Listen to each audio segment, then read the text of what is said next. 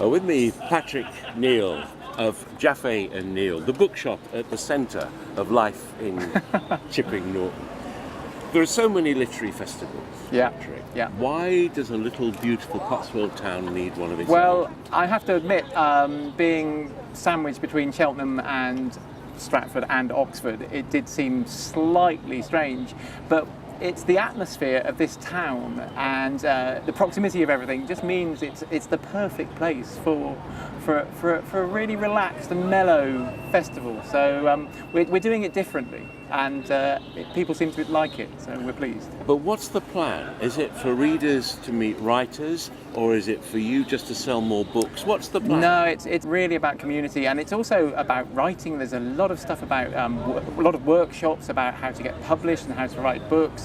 So it's not just celebrities turning up and signing books. There's a lot of interaction, and there's lots of children's events. So it's for whole families really, and it's a little bit deeper than just signatures. The workshops, some people might think a little bit more and do a little bit more work themselves rather than just sit and listen to a celebrity for a few minutes.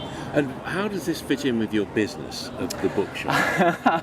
Well, it's an amazing opportunity for us to meet lots of authors for a start, but also we get this weekend we get a large footfall and an awful lot of people turn up, and obviously we try and sell as many books as we can, and it's really important that we don't just sell the books that are here. We want to sell our favourite books and as many books as possible, so it's about a love of books as well.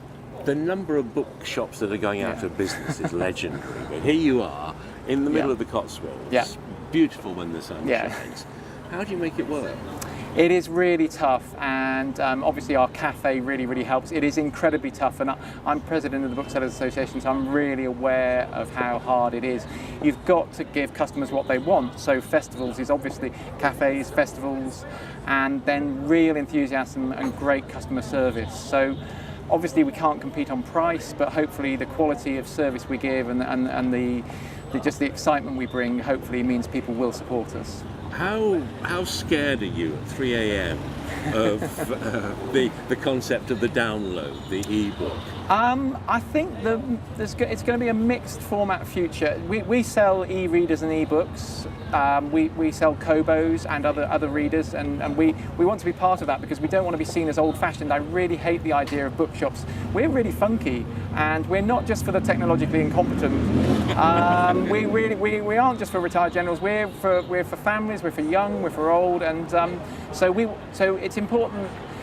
We're not going to make lots of money from e-books, but we want people to know that we sell them, and I think people are your book's going to be around for a long time, but I don't want to be one of these people that just says, oh, I have a mini reader that I take around with me myself. It's part of the ecosystem now, so there's no point running away from it.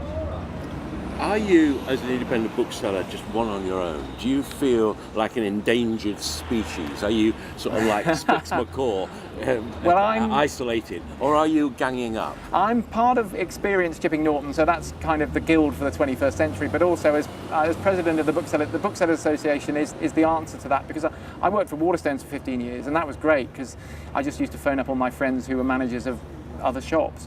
And so the Booksellers Association takes that place, and we keep in touch, not as much as we should because we're so busy, but there's definitely a growing support. And now any high street bookshop, be it Smith's or Waterstones, we don't see ourselves as competing against one another. We're all in this together now, and we're all fighting to save the high streets, which is a new thought for me. Bag then. Now, what's this? We are very much looking forward to September, when we are, with the help of M&C Saatchi and a lot of publishers, we're starting a massive campaign to remind people of the value of high street bookshops. And so it's a Books on My Bag campaign, but it's going to be a lot more. So look out for September. There's going to be a lot happening. So what are you going to be doing? What can you do? Well, people get really excited about Amazon, and they get really excited about ebooks, and they forget how brilliant bookshops are and the service. Now, if it comes down just to price, then obviously we're going to lose. But actually, people want that really great recommendation, or they want that bit of advice, or they want to be able to drop their contact lenses off because they can't get to the opticians.